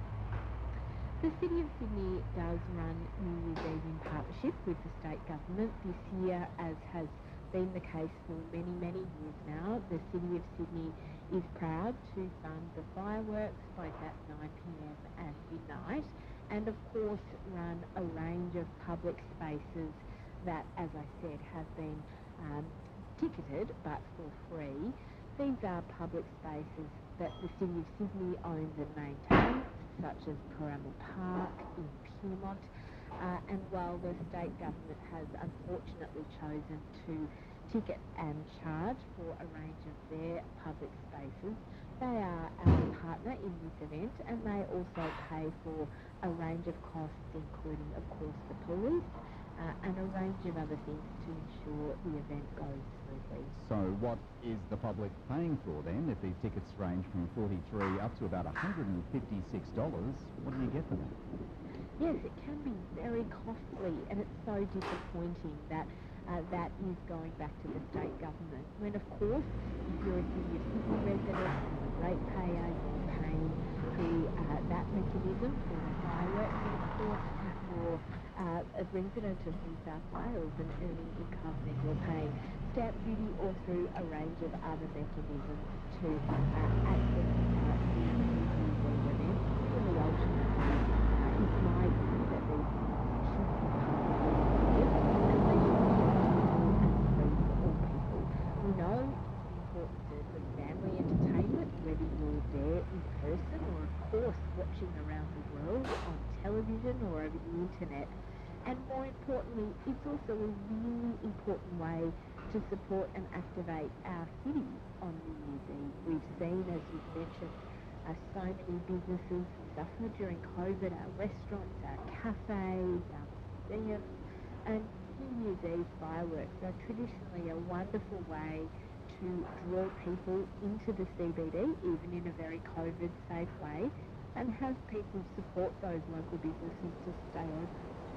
Lots of others then are complaining about having a lot of cancellations this time, and some of them deciding to shut for the first time in many years. But in the meantime, I guess it's an expensive patch of grass if you go the public parkland option. What are you hearing from local councils around Sydney about their New Year's Eve preparations. Are they making many changes as to how their sites will be run as a result of the concern around COVID? It certainly is the case, indeed, around Australia, that councils are looking very closely at what they can do safely. Whilst, of course, in the City of Sydney, it is fantastic that our 9 p.m. and our midnight fireworks are going ahead, a range of councils are looking closely to see what they can do. I was talking just today to friend Tracy Roberts, who's the Mayor of Wanneroo over in Western Australia. She, unfortunately, with her council, has made the difficult decision that it's not safe in their case to hold a public event, and so they have cancelled public events. In contrast, I was also talking to Matt Burnett, who's the Mayor of Gladstone in Queensland. They've got a great fireworks display happening there, working hard to ensure their communities can pop outside in a COVID-safe way to enjoy the New Year's Eve celebration. So we're absolutely urging people to consult with their local council website and see what events have been able to be continued, whilst others, unfortunately, may have had to remain cancelled. Either way, most of us pretty keen to see the back of 2021 and welcome in a new year. Councillor Scott, Linda Scott, Sydney City Councillor and President of the Australian Local Government Association. On ABC News Radio, it's bang on 4:45 Eastern Daylight Time. Exactly 4:15.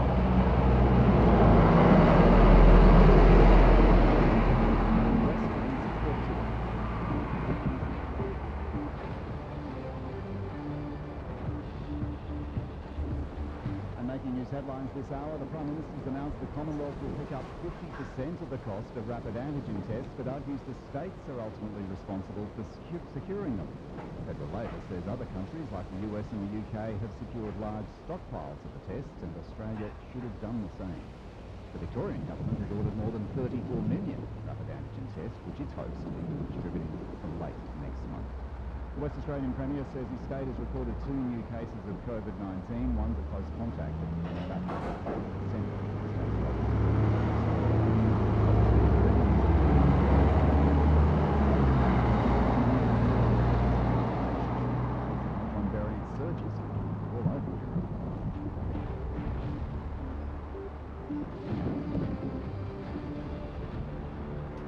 Claims from China, but satellites operated by the American entrepreneur Elon Musk have almost hit its new space station. Beijing accusing the United States of failing to abide by its international legal obligation to keep space safe. We'll have a closer look at this later in the program, but first, here's the BBC's China correspondent Stephen McConnell. International experts say a major collision between China's new space station and an orbiting satellite could result in the deaths of all on board. Beijing says it's blaming Washington for the 2 occasions this year when the Tiangong station had to maneuver to avoid crashes with satellites operated by Elon Musk's SpaceX company. In a note to the United Nations, the Chinese government said that signatories to the Outer Space Treaty were responsible for non-government entities inside their country. The Chinese capital Foreign Ministry spokesman Zhao Lijian said the US government was ignoring its obligations.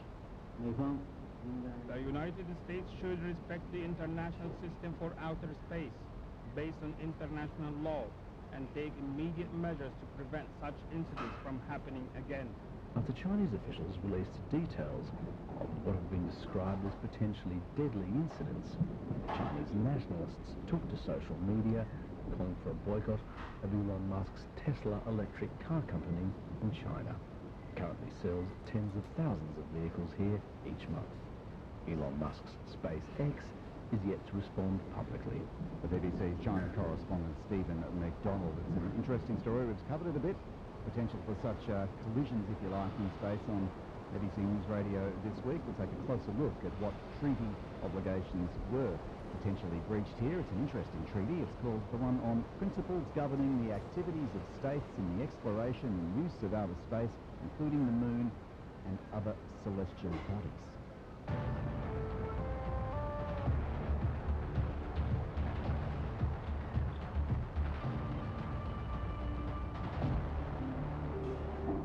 But now to a look at what's been happening right here on this planet. From floods to fires, record cold to record heat, we saw it all in 2021, except a way to stop it.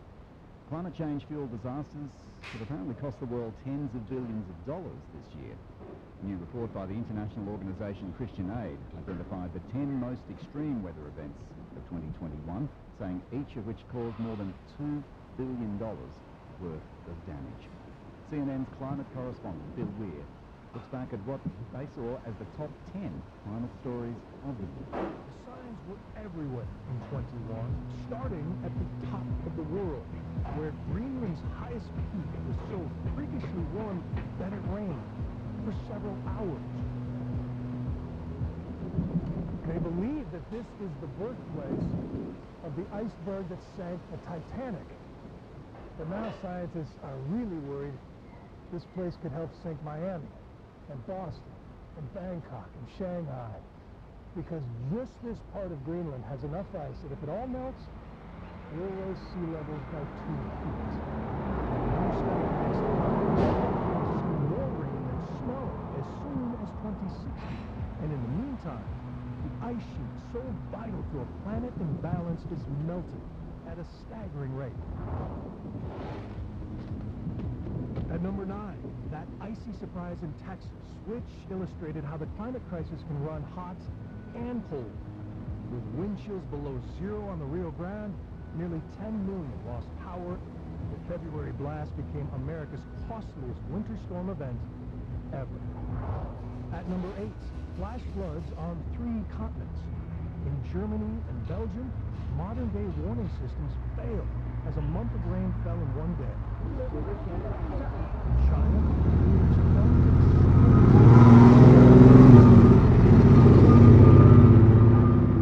the deadliest flood in Tennessee history came like a tidal wave. At number 7, U.S. rejoins the Paris Climate Accord, hours after Joe Biden became president.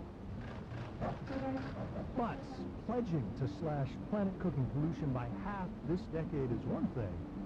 Convincing Congress to take bold action is another. At number 6, a code red for humanity, as scientists around the world issue their most dire warning to date. The UN's Intergovernmental Panel on Climate Change says it is unequivocal that human activity has cranked up the global thermostat by over 2 degrees Fahrenheit, and that we are careening dangerously close to a point of no return. We meet with the eyes of history upon us. And those warnings made number 5 all the more urgent.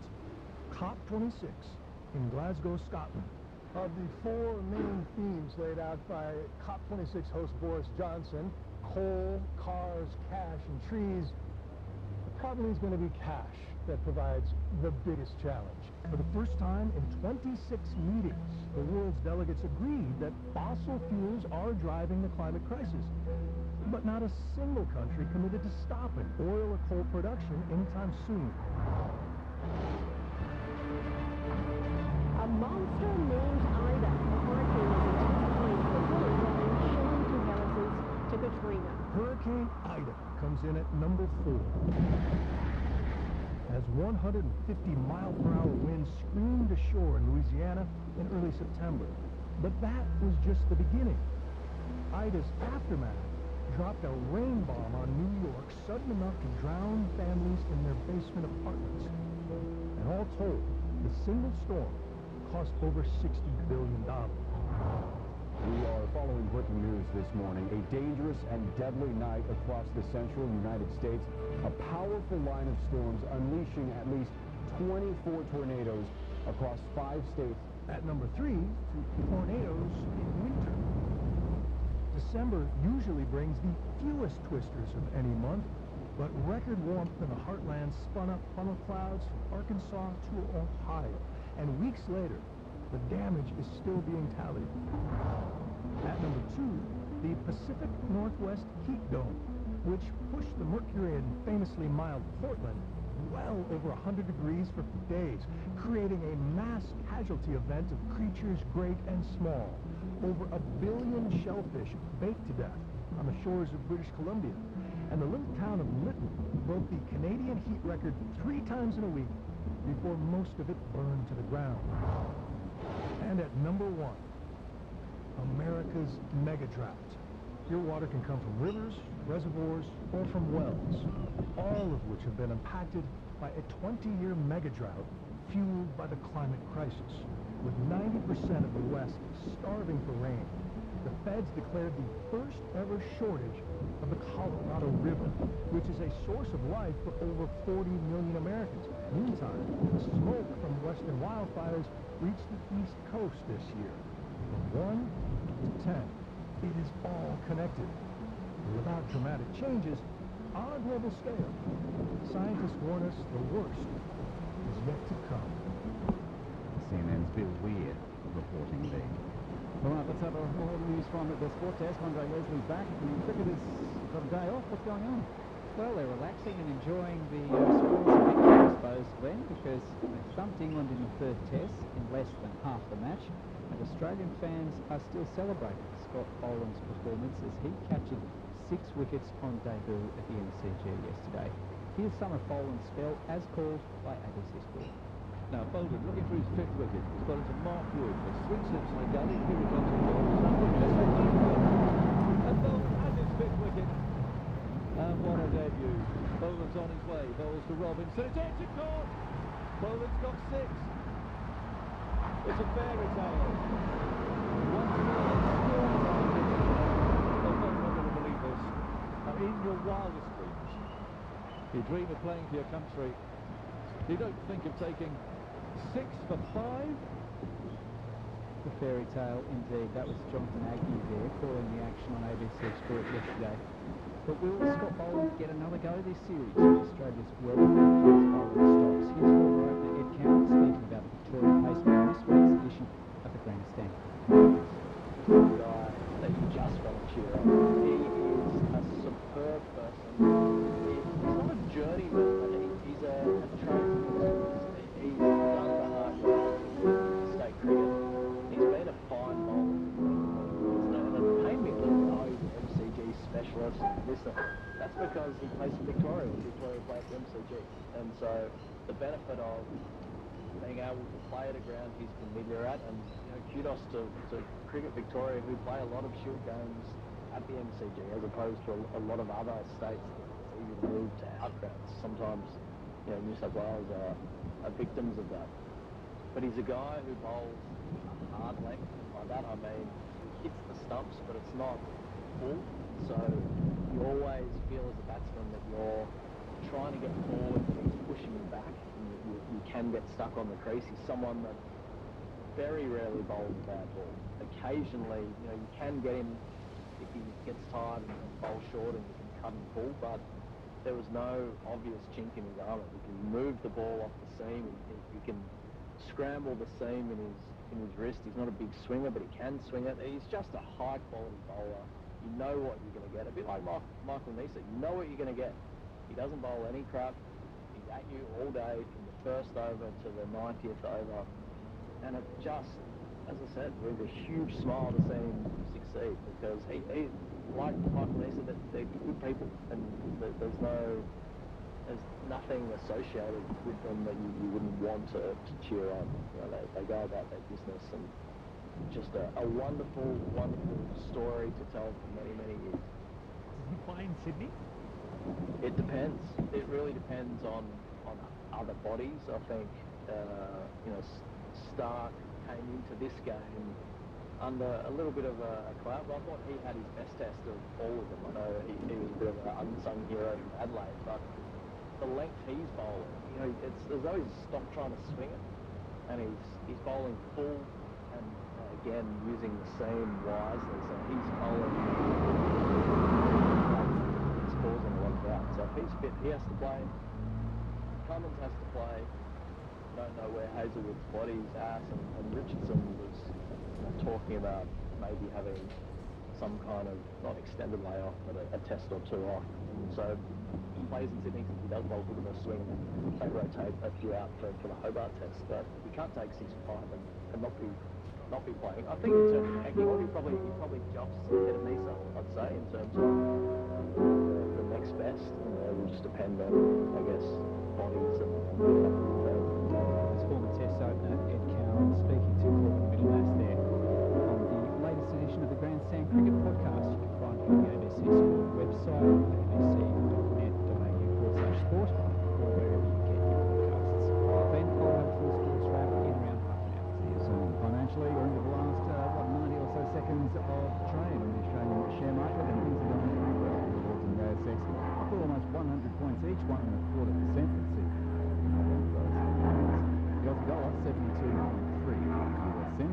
Merry Christmas, Australia. And West Texas crude trading at $75.96 US a barrel.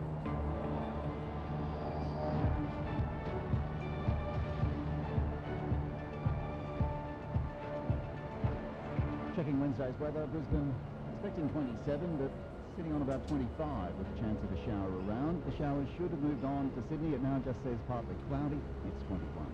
It's clear in Canberra as well. You've made it to 25 as predicted. Melbourne on 21, hoping for 24 on what's a sunny Wednesday. A partly cloudy one in Hobart, currently 19. 33 in Adelaide was predicted to be the top temperature. It's a mostly sunny day. And Perth on 37. Very hot and sunny one again. 31 in Darwin, 33 forecast, and maybe a shower or storm. News coming up, 4 o'clock, Eastern Daylight Time. 3:30 is the time in South Australia, 3 p.m. in Queensland, and it's 2:30 in the Northern Territory. It's approaching 1 o'clock for you listening in Western Australia, and that's news time.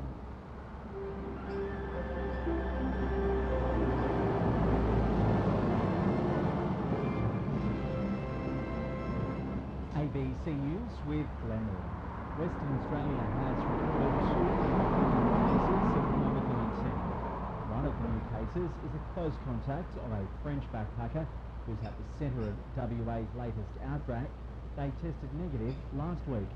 The other case is a member of Perth's backpacker community, not thought to be connected to the French backpacker at this stage.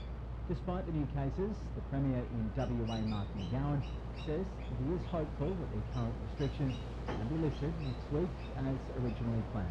We're trying to ensure that we can lift the restrictions as of January 4, so we'll see what the further testing results throw up. Hopefully we'll be able to lift restrictions on January 4, on Tuesday I think that is, but we'll wait to see what happens. In New South Wales, the state government is pleading with people not to get a coronavirus PCR test unless they're instructed to or have symptoms.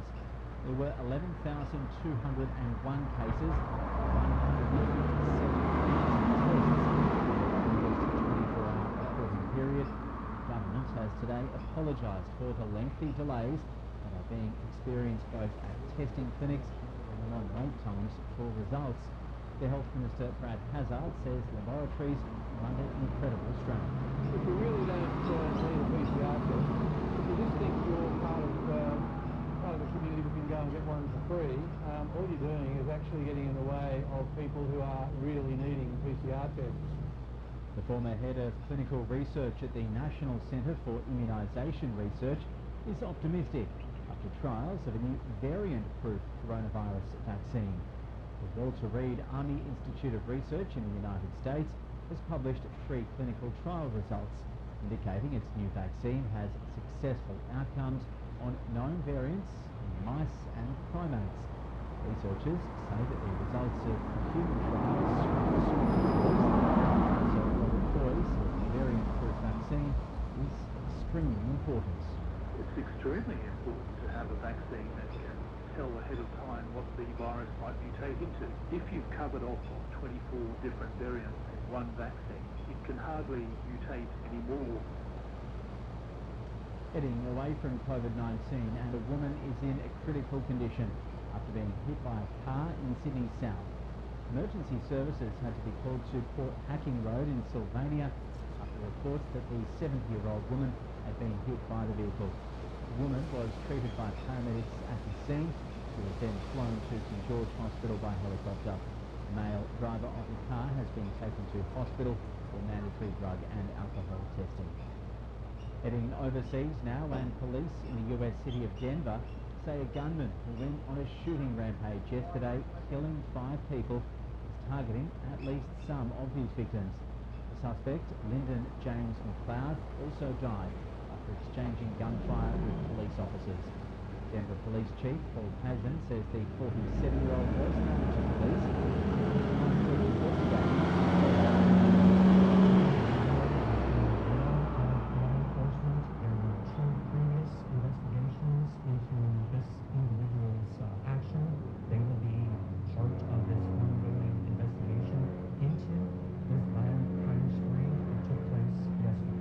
Hundreds of Hong Kong National Security Police have raided the office of online pro-democracy media outlet Stand News, arresting 6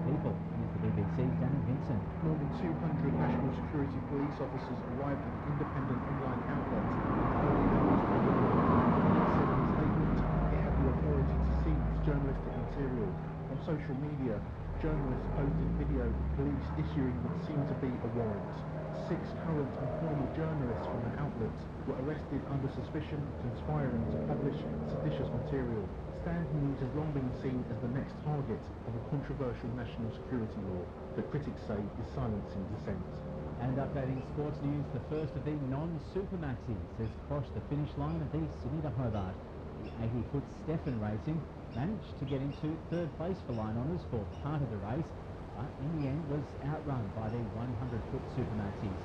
Reached Constitution Dock this afternoon in fourth place for line honours. Whisper crossed the line soon after.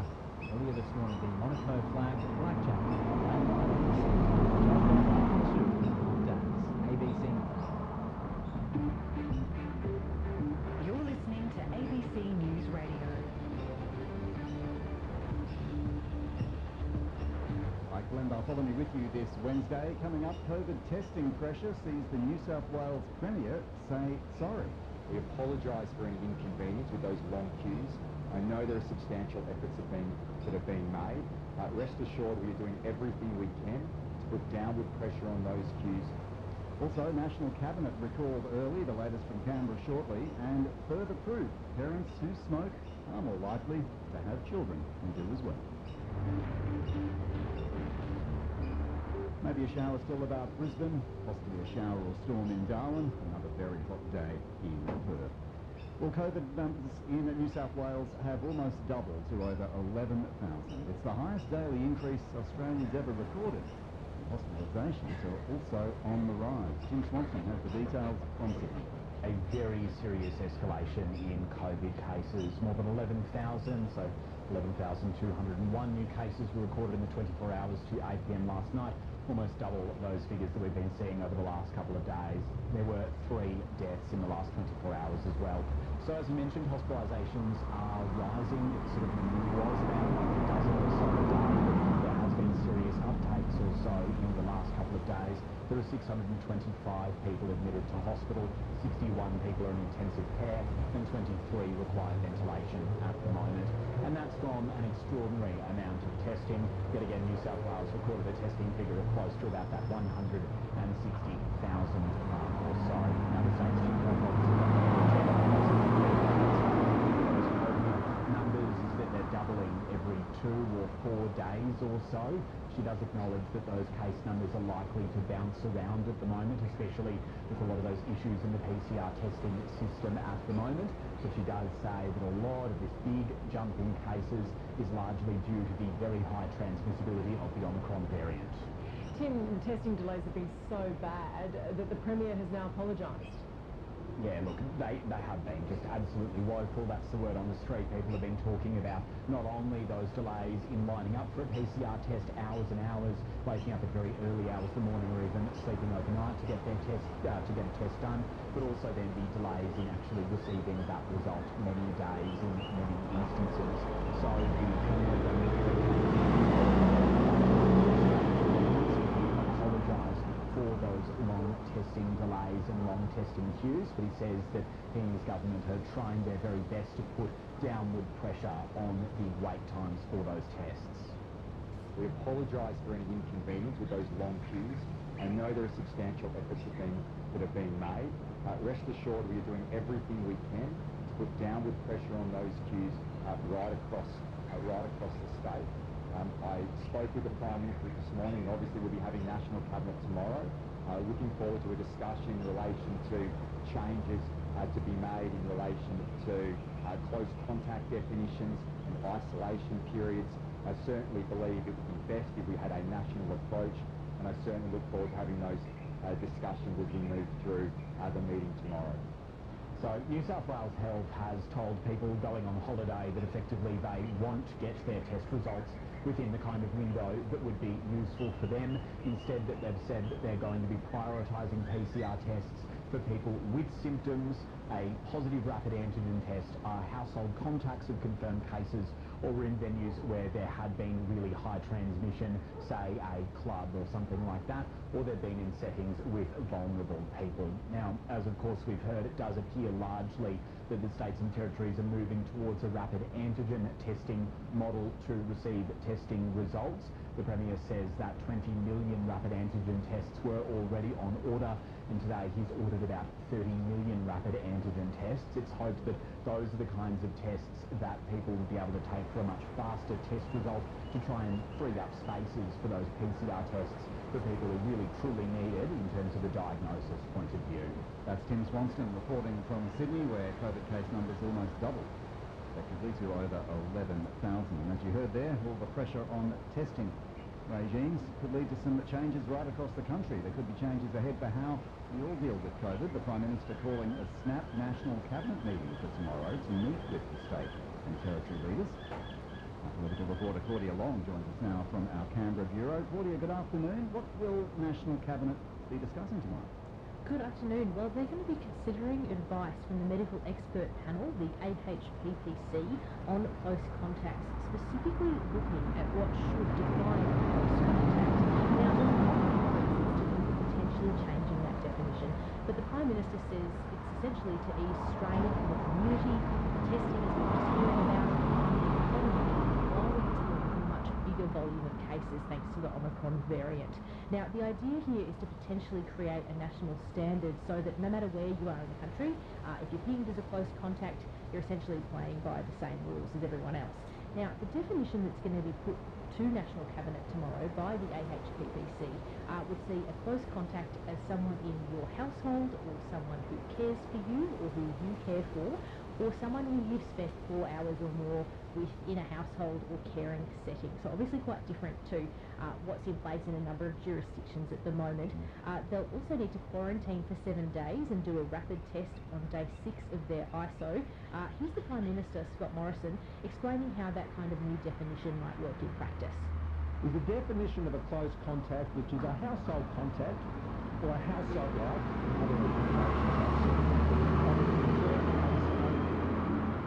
what's important with this definition is to try and understand that you're dealing with a high volume of cases, and we just can't have everybody just being taken out of circulation.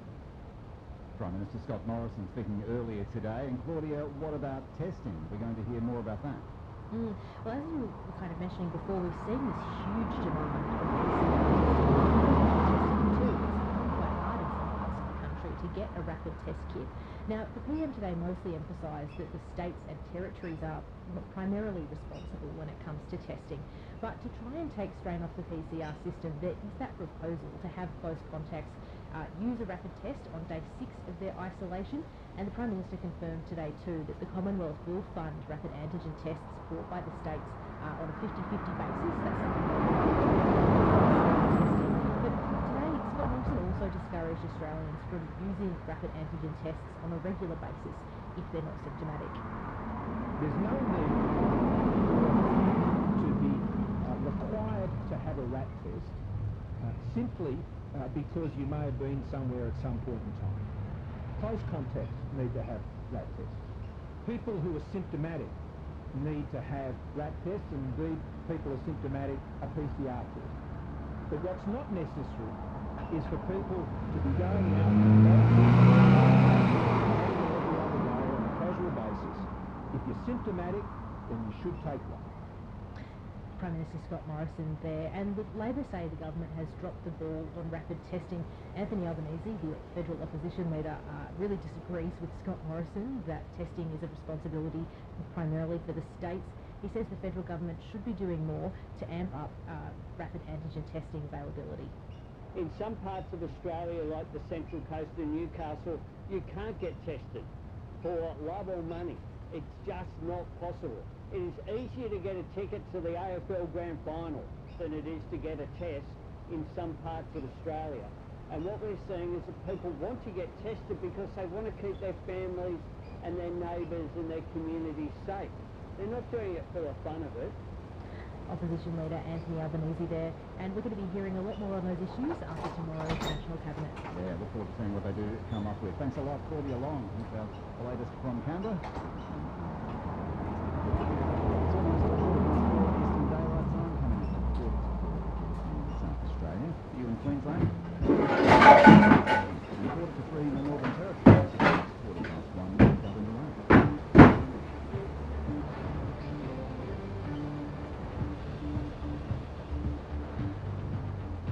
making news today, Queensland has scrapped PCR lab tests for interstate travellers as of Saturday. They'll be replaced by self-administered rapid antigen tests. Chief Health Officer of the state saying such tests may be used in more situations as the pandemic progresses. The pharmacists say there aren't enough rapid antigen tests available to keep up with the changes in government policy. Western Australia has recorded 2 new local COVID cases. And an aged care home in Hobart's been sent into lockdown after a staff member tested positive for COVID-19. Too many names.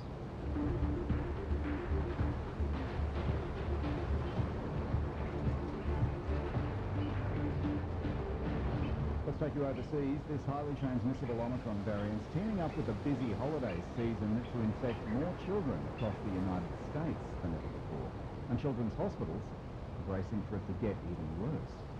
There's been a 5-fold increase in paediatric admissions in New York City this month. That's close to double the numbers submitted in Washington, D.C. Hospitalizations are up 48% just the past week. Dr. Paul Offit is Director of Vaccine Education Centre at the Children's Hospital of Philadelphia. What do parents need to know about Omicron and its threat to their children? Well, it's winter. This is a winter virus. So you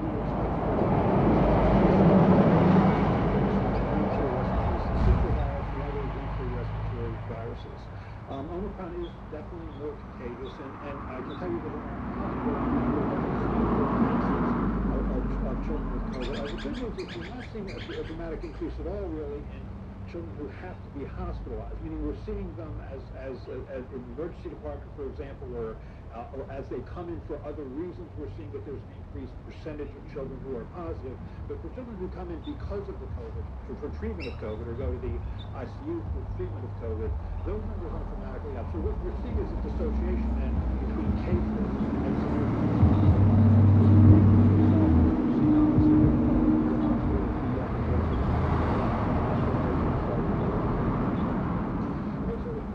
pretty much what the national average is seeing. So we see, for the most part, it's mostly children over 5, and certainly a lot of children over 12.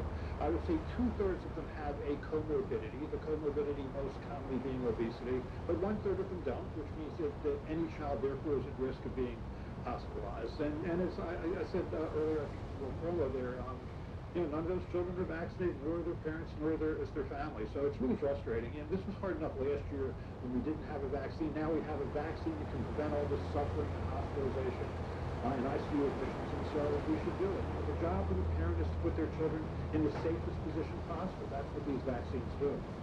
And when you talk to these parents, or your staff, when they talk to these parents, do some of them talk about being regretful that they did not get their kids vaccinated, or are they just as stubborn that not getting them vaccinated was the right call? No, most of them are regretful. I mean, it's interesting if you look at parent activist groups like Families Fighting Flu or Meningitis Angels or National Meningitis Association. All these parents always tell the same story, which is children who have suffered, meningitis or suffered severe fatal influenza disease. They all say, I just can't believe this happened to me until it happens to them. And then when it happens to them, they become vigorous activists, to educate people about the disease, to educate people about the importance of vaccines. But you shouldn't wait for that to happen. I mean, it is a game of Russian roulette in many ways. And although it's not 5 empty chambers, maybe it's 100,000 empty chambers, but it's nonetheless that game. And it's not a game you want to play. I mean, it's not a commonly severe disease in children, but it can be severe in children. And as long as you can prevent it safely, we should prevent it, and we can prevent it safely. And there are a lot of concerned parents around the country who are worried about sending their kids back to school safely after the holiday break. I mean, what is the advice that you're giving? Some are wondering if it's better to keep kids home for a week or so to let the dust settle a bit if the school district isn't doing mandatory testing ahead of time. What's your message to parents? Yeah, I think as Andy Slavitt said just a minute ago, I think it's going to be a rough 6 weeks. And then I do think things will settle down. I think I know later than mid-February. But the next 6 weeks are going to be rough. So vaccinate your child before they go to school if they're over 5. Make sure that certainly all the teachers in school are vaccinated. And the children wear masks, at least for the next 6 weeks or so during this period when this highly contagious virus is spreading. And then we'll get past this hump. Just hang in there for the next 6 weeks. Vaccinate, mask. We're going to get there. Dr. Paul Offit, Director of Vaccine Education Centre at the Children's Hospital of Philadelphia, speaking to CNN's Jim Acosta. the back of a big increase in paediatric admissions to hospitals in the US. Meanwhile, new research suggests teenagers whose parents smoke are 4 times more likely to take up smoking themselves. The UK government campaign, doctors are urging parents and other caregivers to kick back. BBC's Tim reports. Our children are watching what we do much more than they're listening to what we say. So if we say to them, don't smoke cigarettes, and we're smoking ourselves, our behaviour is going to have a much greater impact. A new film from the NHS aimed at parents who smoke. Why do children seem to take up the behaviour of the adults around them? Despite a huge drop in smoking over the past 50 years, around 1 in 8 adults in the UK still smoke, according to the Office for National Statistics. And new research shows that teenagers whose parents or caregivers smoke are 4 times as likely to take it up. Smoking as a habit is something that could be passed down through families. So the additional motivation to quit for parents will be knowing that if they do that, they can substantially reduce the risk of their own children taking up smoking. This campaign is targeting conventional smoking rather than vaping. Electronic cigarettes are widely seen as a safer alternative, although most do contain nicotine, which is addictive. The pandemic has also affected smoking habits. There have been higher rates of quitting, but also higher rates of relapse, and signs of an increase in smoking among younger people. That bad language, that bad food that you're probably eating, not being motivated enough to do exercise, smoking, all of those behaviours are little bits that your children are picking up. Campaigners also stress that giving up smoking is one New Year's resolution that also benefits others. The BBC's Tim Muffet reporting there. Coming back home, there's a financial lifeline being offered to farmers in New South Wales and Queensland who've been hit hard by the recent floods. They'll be able to get grants of up to $50,000 to fix fences, salvage damaged crops and replace vital machinery. There are some strict rules about who's eligible for the federal and state government-funded package, and some farmers fear they might miss out. Catherine Gregory reports. New South Wales farmer Warson Leach had high hopes for this season, but they were quickly dashed after the recent floods. Well, we had total inundation of probably 2/3 of our small irrigation block here at Forbes, which basically wiped out what was looking to be a fairly handy Mr Leach says water's still lying on his land and crops have rotted and become inedible. He does mixed farming in Forbes in the state's central west, one of the worst affected regions from the recent spring floods. People around me have lost hundreds of acres of lucerne. Infrastructure was damaged, banks, irrigation channels washed away. Yes, it was an extremely damaging flood. He's grateful that flood-affected farmers will soon be able to access some government grants, but worries some will miss out, including himself. Anything like that is good, but invariably the checks and balances will be intimidating to some, especially older operators. The federal government has teamed up with New South Wales and Queensland state governments to provide an $80 million assistance package. It means flood-affected farmers could get up to $50,000 in grants. Bridget McKenzie is the Federal Minister for National Recovery and Resilience. These grants of up to $50,000 will help farmers and local small businesses get back on their feet. They'll be able to use the grants to salvage crops, stock, to rebuild their fences, replace damaged machinery. To be eligible for the grants, farmers must derive 50% of their income from primary production and be located in already been disaster declared. Those areas include parts of southeast Queensland, central western and southeastern New South Wales. Well, the grant application state agency and the New South Wales state agency. We've looked at making sure we simplify that process, because we know that often following a disaster, sometimes those documents just aren't available or easily accessible. James Jackson is the New South Wales Farmers President. He welcomes the grants and says they're sorely needed given what farmers have been through in recent years. Unfortunately, a lot of people have been affected by the floods. You know, have had a trilogy of things happened to them over the last 4 or 5 years. Fires, drought, of course, and this flood comes on top of it. So a lot of people are sort of at the end of their tether, and financial tether. So we certainly were advocating for grants instead of the soft loans. That's James Jackson, the president of the New South Wales Farmers Association, and Catherine Gregory reporting there for us. Let's have another look at sport with Andre Leslie. Thanks, Glenn. The head of Cricket Australia has encouraged fans to come to the New Year's Test in Sydney despite rising COVID-19 case numbers in New South Wales. Daily positive tests, the top 10,000 at long queues in the state are making it difficult for those exposed to be tested. Cricket Australia Chief Executive Nick Hockley says spectators should feel confident. Outdoor settings we know are lower risk. Everyone will be double vaccinated. They're seated venues, so I think as long as everyone follows the advice, I think people should can come and in the knowledge that they're going to be safe.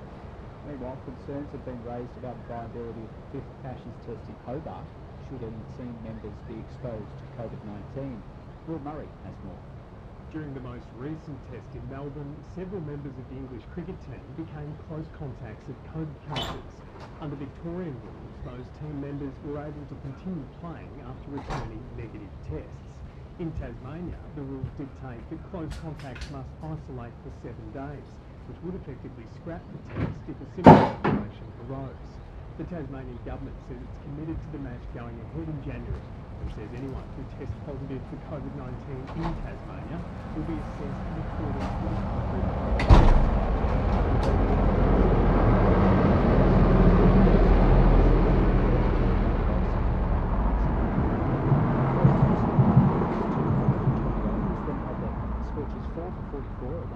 Before ultimately restricting them to 166. The Thunder's Nathan McAndrew took 3 wickets and has told broadcaster Fox Sports it was an important victory. They've been sort of the class of the tournament so far this season, so to give them their first loss down here is a pretty good bounce back from us. We weren't great the other night at the Sydney Derby, so to bounce back against the top of the table is really great team win. Tonight, the Sydney Sixers play the Brisbane Heat at the SCG, while the Melbourne Renegades play the Hobart Hurricanes at Docklands. Go to the round ball game now, and soccer side the Central Coast Mariners have postponed their A-League men's match against Macarthur FC due to be played on New Year's Eve in Gosford. The step comes after 3 further players in the club tested positive for COVID-19 after a coronavirus scare also forced to postpone their match on Monday against Wellington Phoenix. Round the ball game. Premier League though, where West Ham has moved into 5th position following a 4-1 victory away to Watford. The Hammers leapfrogged Tottenham, who were held to a 1-1 draw at Southampton. Meanwhile, Crystal Palace are now in the top half of the table after beating